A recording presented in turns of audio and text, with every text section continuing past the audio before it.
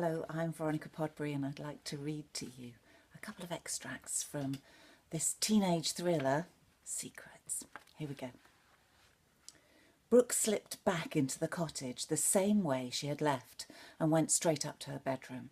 She lay down on her bed and tried to sleep. She dozed briefly and had a horrible dream. She dreamed she was walking on the moor and could hear someone screaming. When she turned her head to see where the screams were coming from, she saw Moor Cottage. Here's another bit.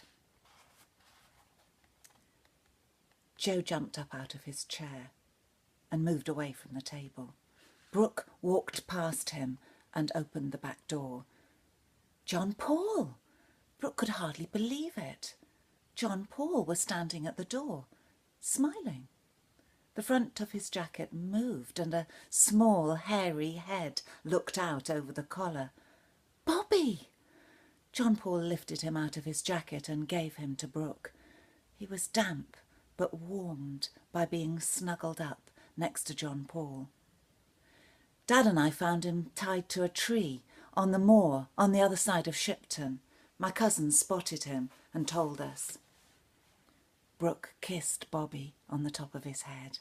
He was shaking and weak, but he managed to lick her cheek with his little pink tongue.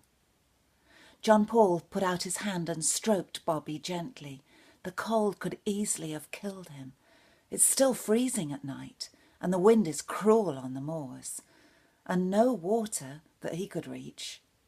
There was a little pool in the rock just a few feet away, but the string he was tied with was too short for him to get to it.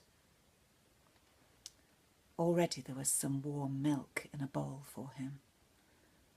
Brooke put him down next to it, and Bobby slowly started to lap it up. Brooke watched him, weakly drinking the milk. How cruel, to tie him up to die, just out of reach of water to drink. There's more too.